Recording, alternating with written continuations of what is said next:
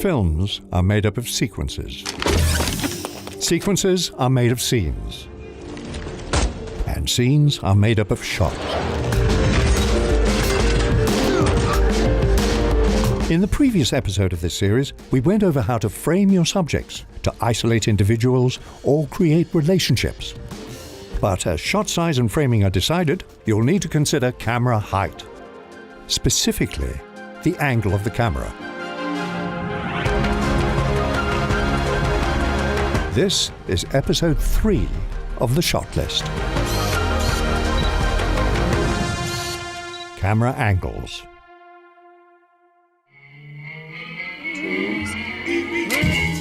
If shot size and framing are used to isolate what we are looking at, camera angles are all about how we are meant to perceive them. That adds yet another layer of meaning to every camera shot. We'll be looking at 9 different types of camera angles. As we cover each camera angle and technique, we'll be filling out a shot list using Studio Binder that you can download and reference. Now, let's begin with our first camera angle, the low angle. Any shot that finds itself below a subject's eye line, looking up at them, is a low angle shot.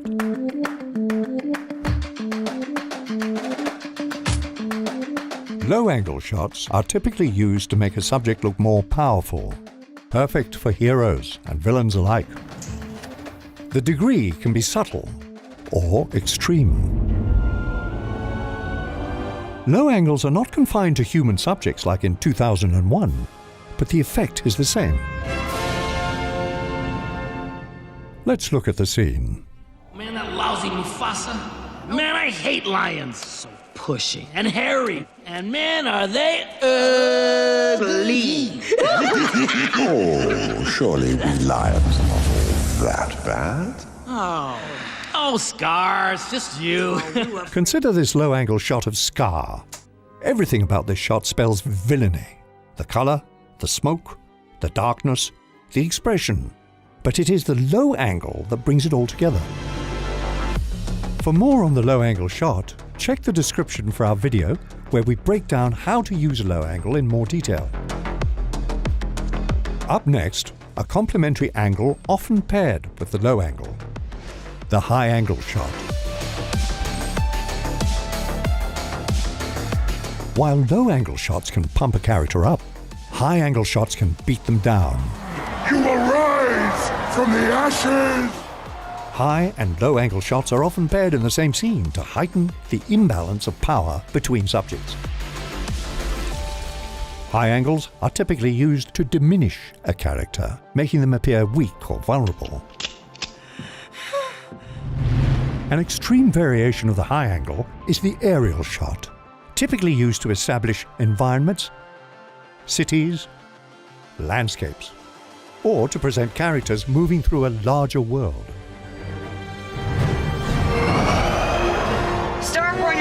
Northeast. What, did you stop for drive-through? For a rather extreme example of a high-angle shot, we look to the Avengers. A powerful hero needs a powerful villain. And what better way to challenge our muscle-bound protagonists than a threat that dwarfs them?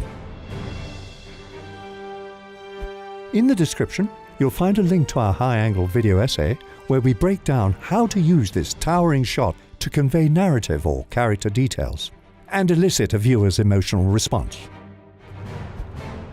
When high angles approach 90 degrees above the subject, they become the overhead shot.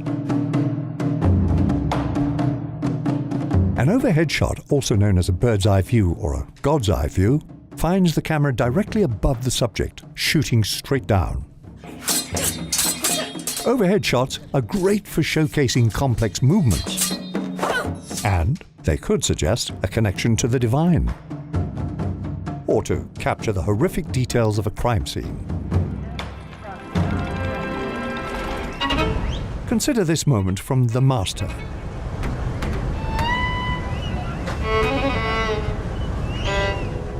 Freddy lays above his fellow sailors, most likely drunk and unconscious, but the shot is presented without context. All we see is a character who is disconnected, in more ways than one. And now, an angle that puts us off balance. The Dutch angle. The Dutch angle shot skews the horizontal axis of the frame for an off-kilter image that produces a variety of effects. A Dutch angle can create a sense of unease, mania, Back, Jim, back. If you don't buy things, toilet paper, new cars, computerized blenders, electrically operated sexual devices, stereo systems with brain... terror, or bewilderment. You're worried about me. Why? A Dutch angle can also be used to magnify tension. Fight the power! Fight the power! Fight the power! In Do the Right Thing, director Spike Lee uses Dutch angles to intensify the vitriol between embittered characters. Get that jungle music off! We ain't in Africa! Why ain't gonna be about jungle music? Why ain't gonna be about Africa? As the racial tensions rise to a boiling point, so does the angle of the tilt.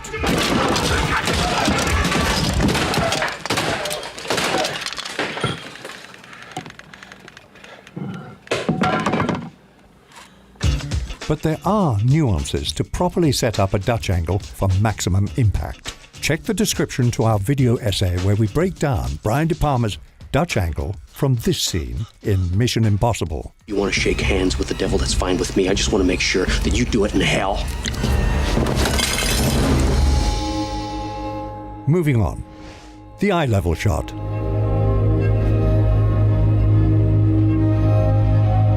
Shooting an eye level is perhaps the most commonly used camera height. For the audience, it is the most natural height to regard a character. An eye level shot doesn't impose judgment on a character in the way a high or low angle shot does.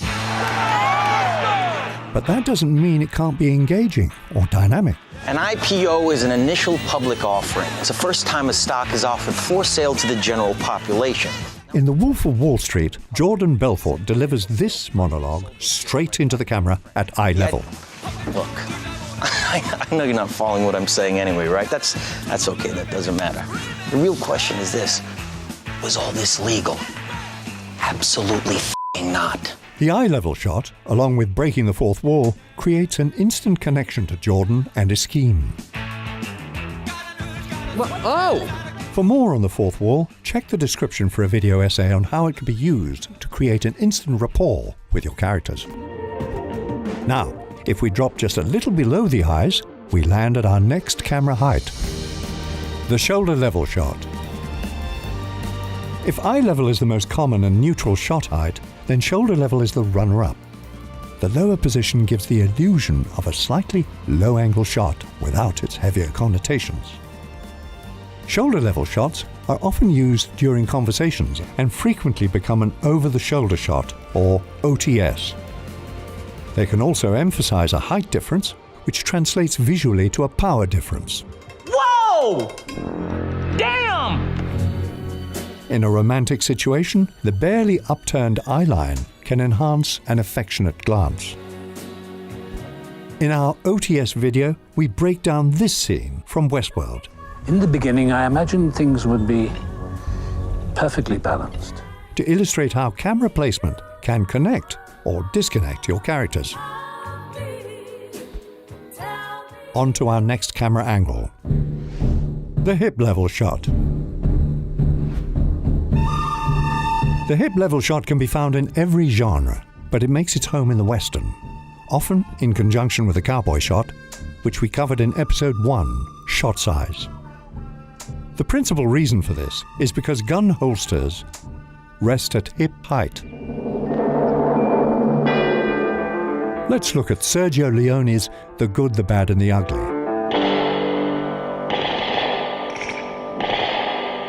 Leone jumps between various hip-level holster shots and eye-level extreme close-ups to create an iconic sequence that is as exciting as it is tense.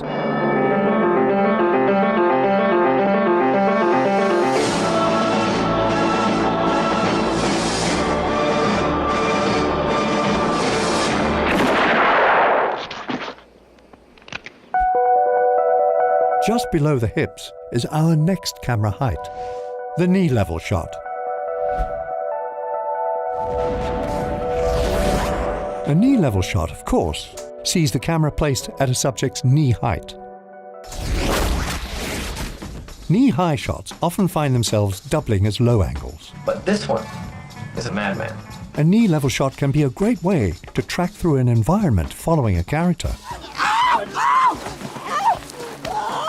And can be a good way to showcase character details that might be missed in a wider shot. Like in this moment from Forrest Gump. Run, Forrest, run! This perfectly chosen knee-level shot gives us a front row seat to his personal triumph. Run, Forrest, run!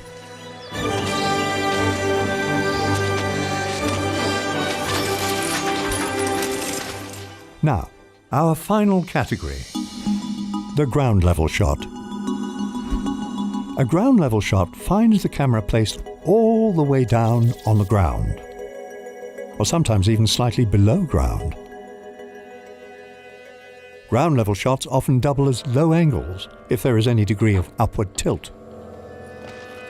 Shooting from ground level can be a stylish way to track a character's movement through a scene, or to capture details within the setting. The Shining features one of the most iconic ground-level shots of all time.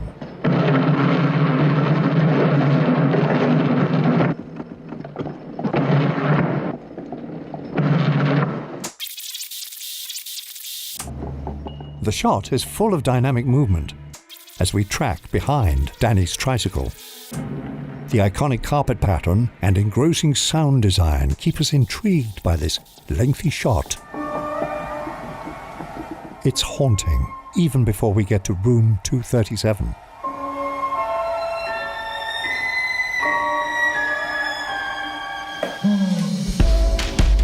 So when you sit down to create your shot list, consider how the camera angle, or height, affects the messaging. Be creative with your choices, don't just settle for what's expected. And don't worry about remembering all of these camera angles. If you're using our shot listing software, all of these options are built in. Mix and match, try different combinations of shot sizes, framing, and angles. Get creative. You can find a link to Studio Binder in the description. It's free to get started. You'll also find a link to this full shot list and storyboard. Use it as inspiration for your next shoot. In the next episode of the shot list, we'll turn attention to camera focus, or depth of field, and how they can be used to draw the audience in. That's it for now. It's time to take your shots to new heights.